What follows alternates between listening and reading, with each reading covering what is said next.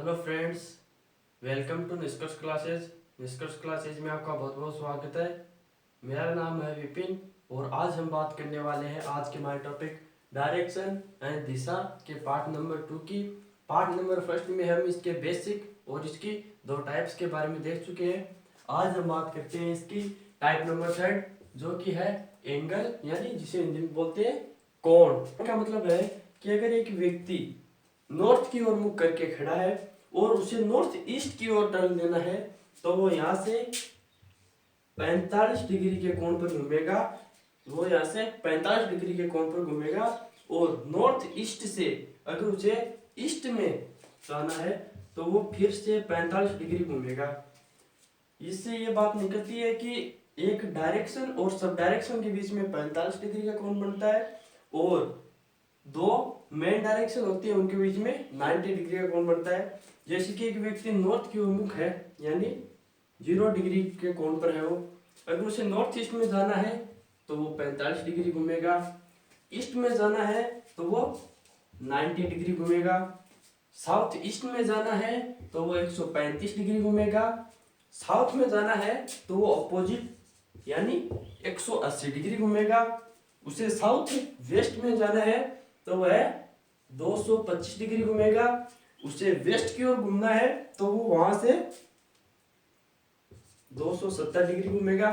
अगर उसे वेस्ट से नॉर्थ की ओर जाना है तो यहाँ से 45 डिग्री और घूमेगा, यानी 270 और 45 315। और अगर उसे नॉर्थ वेस्ट से नॉर्थ में जाना है तो वो 45 डिग्री और घूमेगा, यानी 360 डिग्री या 0 डिग्री, क्योंकि वो एक पूरा चक्कर काट कर यहीं पर जहां से चला था वहीं पर आ चुका है। तो यहाँ पर उसने 360 डिग्री पर वह आ चुका है। तो अब स्टूडेंट्स इसको हम एक एग्जांपल से देखते हैं। इसका एग्जांपल है कि महेश दक्षिण की ओर मुंह करके खड़ा है। पहले वह 45 डिग्री वामावर्त और फिर 90 डिग्री दक्षिणावर्त घूमता है। अंत में वह 135 डिग्री वामावर्त मुड़ता है। अब उसका मुख किस दिशा में है? महेश दक्षिण की ओर मुख करके खड़ा है। पहले वह 45 डिग्री वामावर्त यानी एंटी क्लॉकवाइज और फिर 90 डिग्री दक्षिणावर्त यानी क्लॉकवाइज। अंत में वह 135 डिग्री वामावर्त यानी एंटी क्लॉकवाइज घूमता है। तो इसको पहले हम करते हैं हमारे फिगर से, उसके बाद में हम इसको ट्रिक से देखेंगे।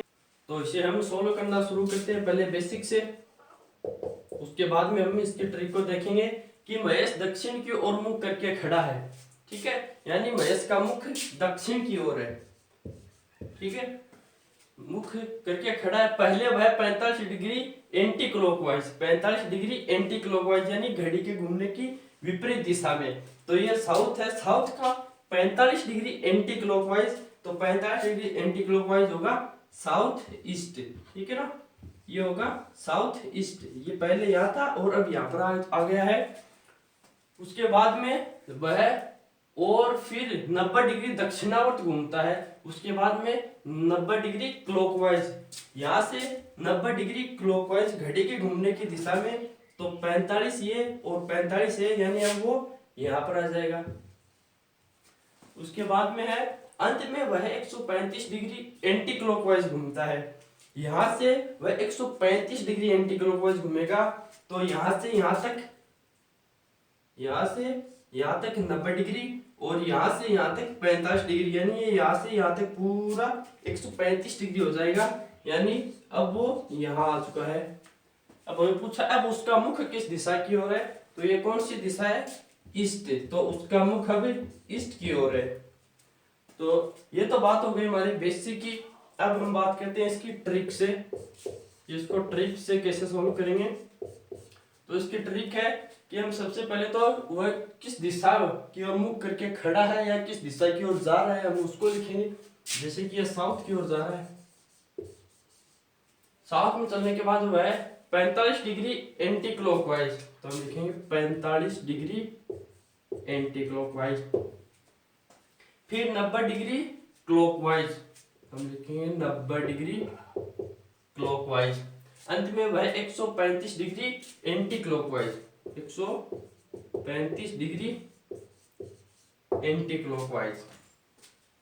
अब उसका मुख किस दिशा की ओर है, ठीक है। अब हमें ये याद करना है, तो हम करेंगे क्या कि हम एंटी क्लॉकवाइज को एंटी क्लॉकवाइज के साथ जोड़ेंगे और क्लॉकवाइज को क्लॉकवाइज के साथ में जोड़ेंगे। तो एंटी क्लॉकवाइज ये दो है, तो इन दोनों को आपस में जोड़ते हैं, तो 135 और 45 होते हैं, 135 और 45 होते हैं 180 डिग्री एंटी क्लॉकवाइज, और इसमें से हम माइनस करेंगे 90 डिग्री क्लॉकवाइज।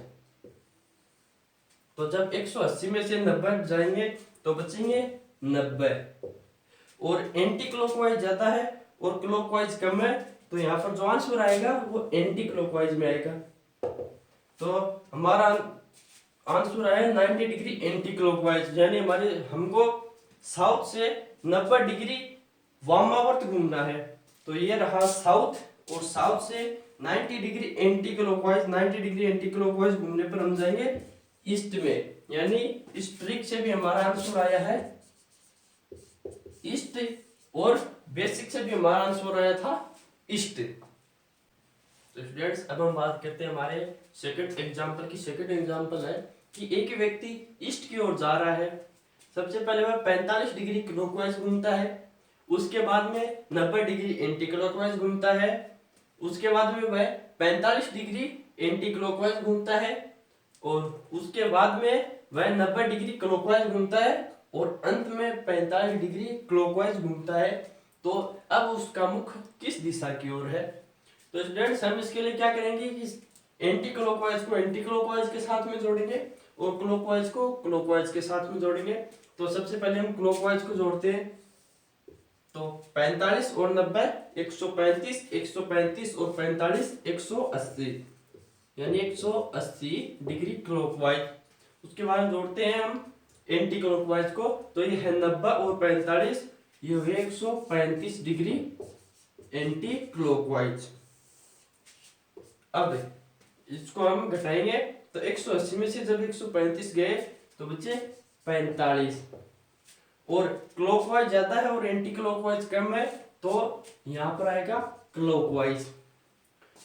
इस 45 डिग्री क्लॉकवाइज का मतलब है कि जो ईस्ट है उसका 45 डिग्री क्लॉकवाइज, तो ये रहा ईस्ट, और 45 डिग्री क्लॉकवाइज मतलब 45 डिग्री घड़ी के घूमने की दिशा में।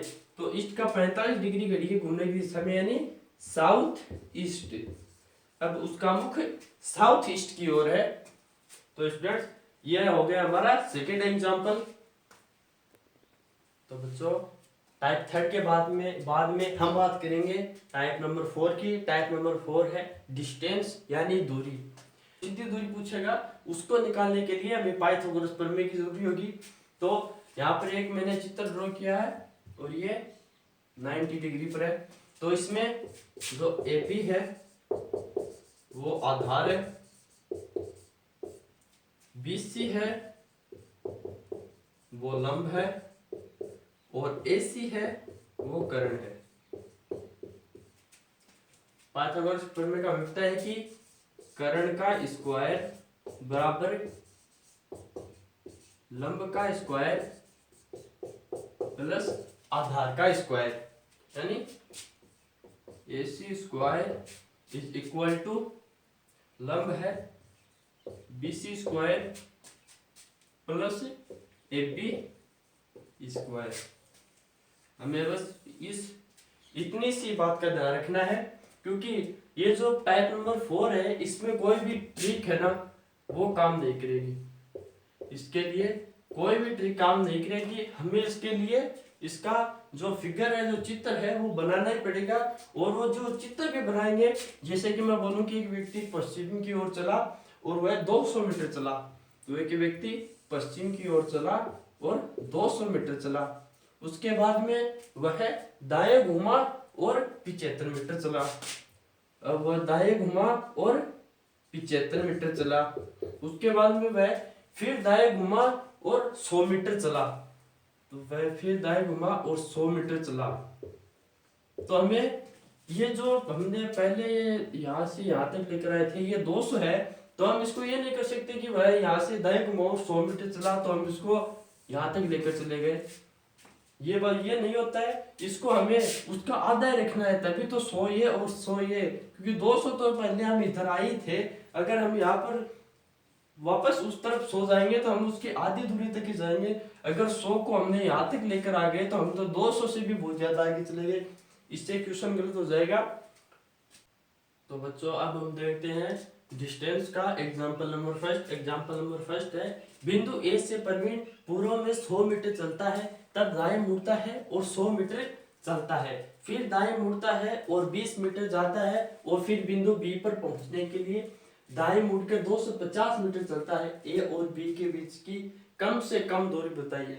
कि इसके हमें कम से कम बीच की दूरी पूछी है, तो इसको सॉल्व करने के लिए हम पहले फिगर ड्रॉ करेंगे कि बिंदु ए से प्रवीण पूर्व में 100 मीटर चलता है।